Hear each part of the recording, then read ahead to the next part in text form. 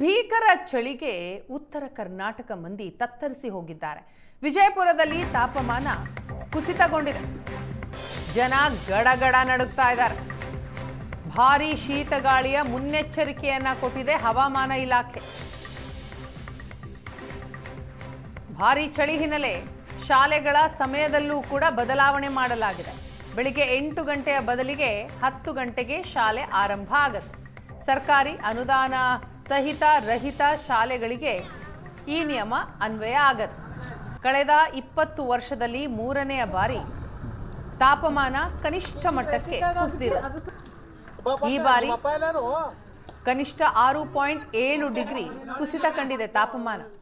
ಉತ್ತರ ಕರ್ನಾಟಕ ಮಂದಿ ಚಳಿಗೆ ತತ್ತರಿಸಿ ಹೋಗಿದ್ದಾರೆ.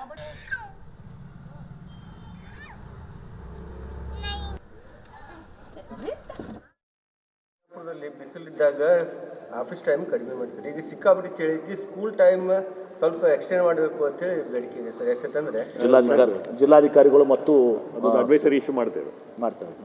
ಅಂದರೆ ಸ್ವಲ್ಪ ಟೈಮ್ ಸ್ಕೂಲ್ ಸರ್ಕಾರಿ ಶಾಲೆಗಳಿಗೆ 10 ಗಂಟೆಗೆ ಸ್ಟಾರ್ಟ್ ಆಗ್ತದೆ ಸರ್. ಪ್ರೈವೇಟ್ ಶಾಲೆಗಳಿಗೆ ಒಂದು ಅಡ್ವೈಸರಿ ಇಶ್ಯೂ ಮಾಡಿ 10 ಗಂಟೆಗೆ ಸ್ಟಾರ್ಟ್ ಮಾಡಿಸಿ.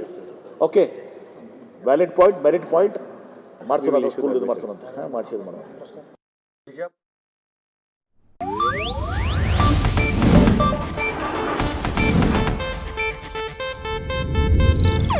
ಇದು ಏಷ್ಯಾನೆಟ್ ನ್ಯೂಸ್ ನೆಟ್ವರ್ಕ್ ಪ್ರಸ್ತುತಿ.